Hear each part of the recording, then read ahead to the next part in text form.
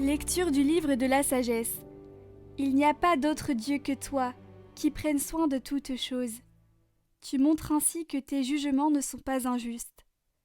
Ta force est à l'origine de ta justice, et ta domination sur toutes choses te permet d'épargner toutes choses. Tu montres ta force si l'on ne croit pas à la plénitude de ta puissance, et ceux qui la bravent, ciment, tu les réprimes. Mais toi, qui disposes de la force, tu juges avec indulgence, tu gouvernes avec beaucoup de ménagement, car tu n'as qu'à vouloir pour exercer ta puissance. Par ton exemple, tu as enseigné à ton peuple que le juste doit être humain. À tes fils, tu as donné une belle espérance. Après la faute, tu accordes la conversion.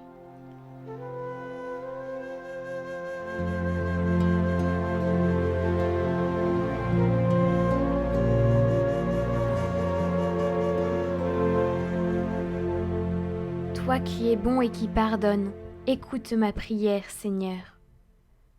Toi qui es bon et qui pardonnes, plein d'amour pour tous ceux qui t'appellent, écoute ma prière, Seigneur, entends ma voix qui te supplie.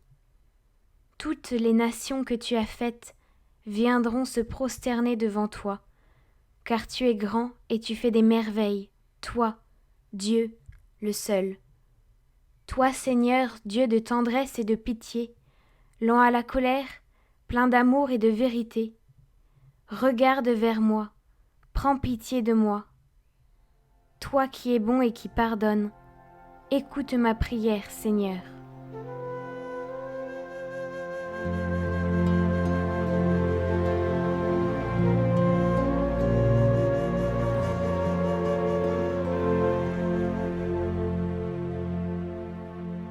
Lecture du livre de la lettre de saint Paul apôtre aux Romains. Frères, l'Esprit Saint vient au secours de notre faiblesse, car nous ne savons pas prier comme il faut. L'Esprit lui-même intercède pour nous, par des gémissements inexprimables. Et Dieu, qui scrute les cœurs, connaît les intentions de l'Esprit, puisque c'est selon Dieu que l'Esprit intercède pour les fidèles.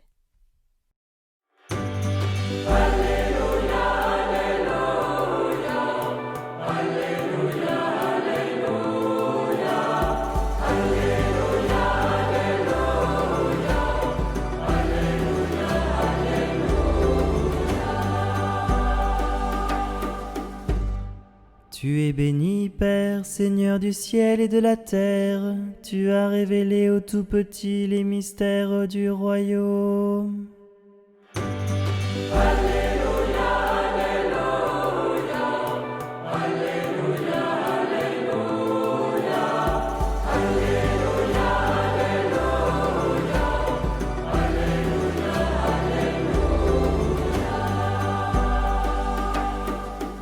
Évangile de Jésus-Christ selon saint Matthieu. En ce temps-là, Jésus proposa cette parabole à la foule. Le royaume des cieux est comparable à un homme qui a semé du bon grain dans son champ. Or, pendant que les gens dormaient, son ennemi survint. Il sema de l'ivraie au milieu du blé et s'en alla. Quand la tige poussa et produisit l'épi, alors l'ivraie apparut aussi. Les serviteurs du maître vinrent lui dire : « Seigneur, n'est-ce pas du bon grain que tu as semé dans ton champ ? D'où vient donc qu'il y a de l'ivraie ? » Il leur dit : « C'est un ennemi qui a fait cela. » Les serviteurs lui disent : « Veux-tu donc que nous allions l'enlever ? » Il répond : « Non. En enlevant l'ivraie, vous risquez d'arracher le blé en même temps. Laissez-les pousser ensemble jusqu'à la moisson. Et au temps de la moisson, je dirai au moissonneur : enlevez d'abord l'ivraie, liez-la en botte pour la brûler. Quant au blé, ramassez-le pour le rentrer dans mon grenier. » Il leur proposa une autre parabole. Le royaume des cieux est comparable à une graine de moutarde qu'un homme a prise et qu'il a semée dans son champ. C'est la plus petite de toutes les semences, mais quand elle a poussé, elle dépasse les autres plantes potagères et devient un arbre, si bien que les oiseaux du ciel viennent et font leur nid dans ses branches. Il leur dit une autre parabole. Le royaume des cieux est comparable au levain qu'une femme a pris et qu'elle a enfoui dans 3 mesures de farine, jusqu'à ce que toute la pâte est levée. Tout cela, Jésus le dit aux foules en parabole, et il ne leur disait rien sans parabole. accomplissant ainsi la parole du prophète. J'ouvrirai la bouche pour des paraboles. Je publierai ce qui fut caché depuis la fondation du monde. Alors, laissant les foules, il vint à la maison. Ses disciples s'approchèrent et lui dirent : « Explique-nous clairement la parabole de l'ivraie dans le champ. » Il leur répondit : « Celui qui sème le bon grain, c'est le Fils de l'homme. Le champ, c'est le monde. Le bon grain, ce sont les fils du royaume. L'ivraie, ce sont les fils du mauvais. L'ennemi qui l'a semé, c'est le diable. La moisson, c'est la fin du monde. Les moissonneurs, ce sont les anges. De même que l'on enlève l'ivraie pour la jeter au feu, ainsi en sera-t-il à la fin du monde. Le Fils de l'homme enverra ses anges, et ils enlèveront de son royaume toutes les causes de chute et ceux qui font le mal. Ils les jetteront dans la fournaise. Là, il y aura des pleurs et des grincements de dents. Alors les justes resplendiront comme le soleil, dans le royaume de leur Père. Celui qui a des oreilles, qu'il entende.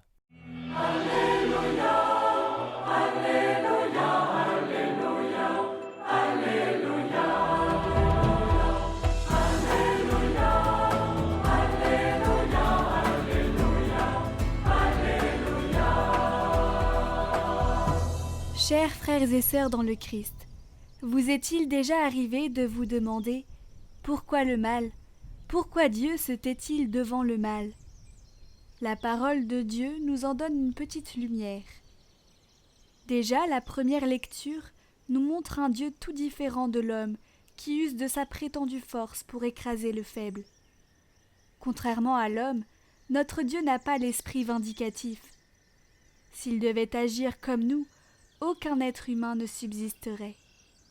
Notre Dieu est incapable du mal. C'est pourquoi il a tout créé bon. Tant que nous sommes dans ce monde, nous restons soumis à la tentation par le tentateur.